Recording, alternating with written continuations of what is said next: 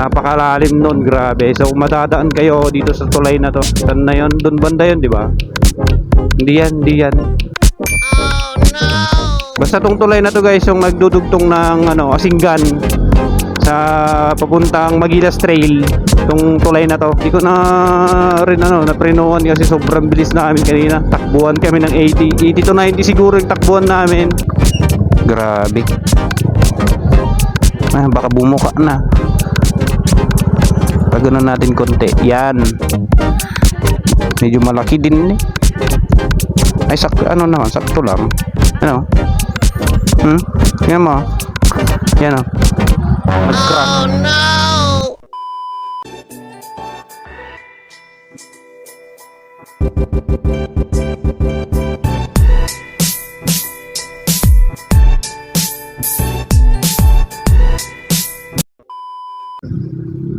So yun, nagka-problema. So dito kami ngayon sa may Asinggan, Pangasinan. So may event kami pinuntahan dito ng misis ko. So ayun guys, nakakalungkot kasi may nangyari dito sa mags natin sa harap. So hindi naman namin expect na ganun yung kalalim yung lubak kanina dun sa may tulay na nadaanan namin. So ituro ko sa inyo mamaya. So mga 5 inches guys yung crack nya. So hindi ko naman nakakalain na ganun para kalalim yun. So mabilis din kami kanina. Takbuang 80 kami. Buti na lang kamo hindi kami na disgrasya. Oo, parang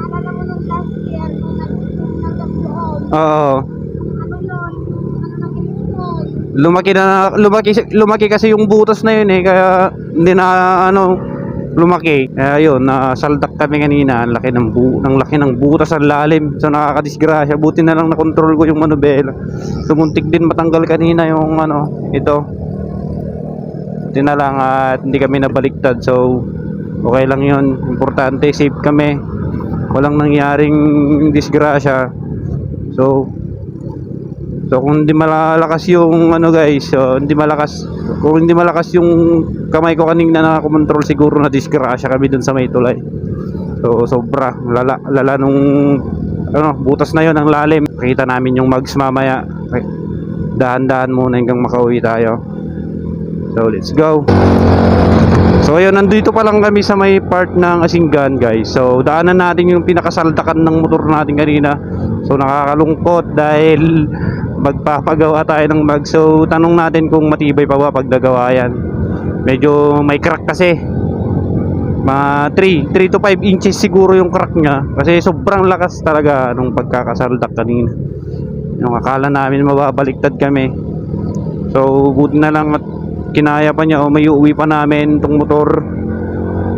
So dito yan sa may Asinggan. Ingat kayo dito guys, sa mga dumaraan dito sa lugar na to. So yan, na-experience na namin ng mabasagan ng mags dito. So bali, tinanong ko naman kanina, chinat ko yung machine shop na nakita natin sa Facebook. Dito lang located sa Manawag, ay kayang-kaya naman daw kasi pinicturan ko yung mags. Then pinakita ko yung crack ng mags. Sinabi nila is kayang-kaya daw, na hindi naman daw ganun kagrabe yung tama. Kaya baka pag nagka-budget ay pagawa na natin yan. Wala na, bis na may rides tayo na pinaplano, mukhang mauudlot kasi wala, basag yung mags natin sa harap. So pakiramdam ko ngayon okay naman yung nyo. Wala nang masyadong alog-alog. Yun lang may basag talaga kasi nga malakas yung pagkakasalda. So kung ibang mag siguro yun basag na kasi nagsobrang lalim. So dito yun parte guys, dito na parte yun. Napakalalim nun, grabe. So kung madadaan kayo dito sa tulay na to, ingat kayo guys kasi nga napakadelikado. Saan na yun? Doon banda yun, di ba? Diyan. Oh no! Basta tong tulay na to guys, yung nagdudugtong ng Asinggan sa papuntang Magilas Trail. Tong tulay na to, napakalalim, sobra. Hindi ko na rin naprinuan kasi sobrang bilis namin kanina. Takbuhan kami ng 80 to 90 siguro yung takbuhan namin. Saan na yun beb? Wala naman na.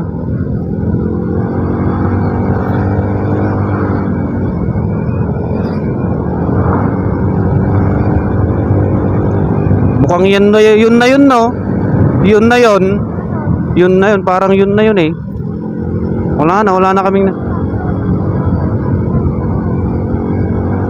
Yun na yun guys, yung dinaanan namin kanina nasa gilid. Yun na pala yun.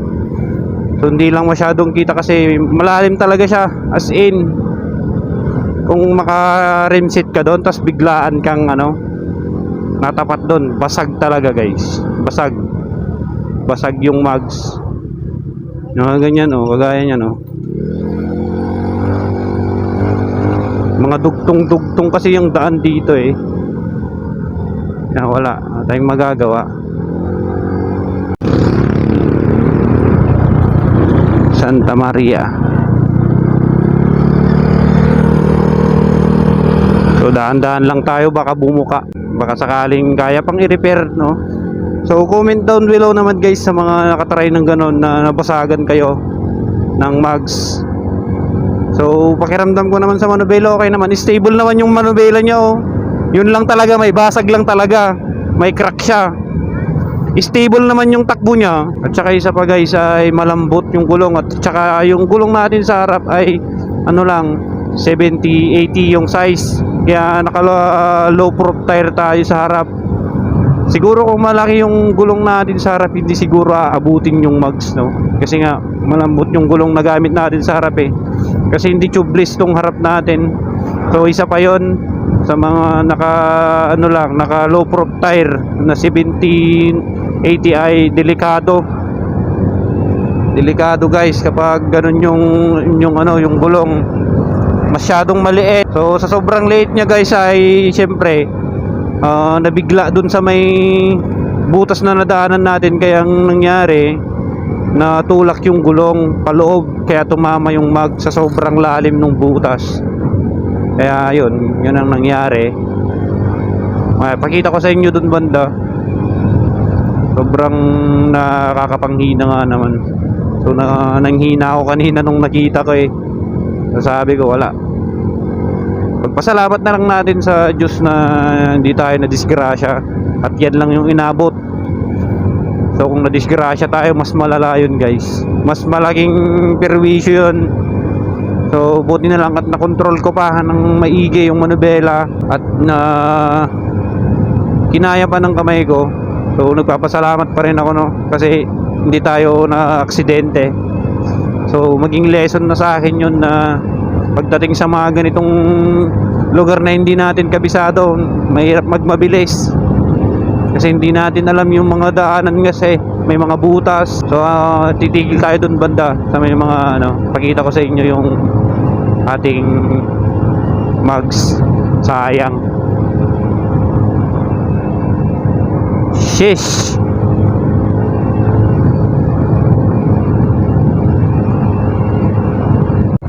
So yun guys, pakita natin yung basag.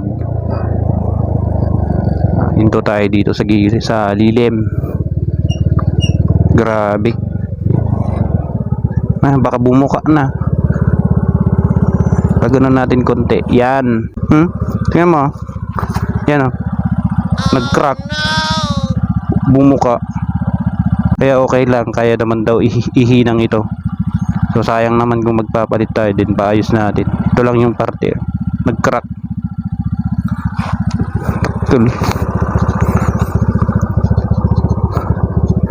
Ay nako. Yun guys, pakita ko sa inyo. So kinontak ko kanina yung machine shop, pinakita ko sa kanya yon yung basag. Okay daw, kayang-kaya daw yon. Madali lang daw yan, sabi nila. Kasi ihinang ulit nila yan, ibabalik nila sa dating itsura. So nag-scroll ako sa page nila, madami silang nagawang ganitong klase. Yung iba mas malala pa talaga, basag talaga. Yung sa atin crack lang eh, kaya kayang-kaya daw. So nakakapanghina pero wala, yun talaga, hindi natin inaasahan yung mga ganitong pangyayari. Kaya magsilbing aral sana sa atin to. At buti na lang walang masama na nangyari. So yun lang, hanggang dito na lang siguro guys yung ating vlog. Tatapusin ko na dito dahil nanghihina ako. Oh my god, 3 months pa lang yan. So yun lang, ingat na lang sa amin. So dahan-dahan lang kami papauwi dahil siyempre iniingatan natin yun, baka matuluyan pa. So yun lang, peace out.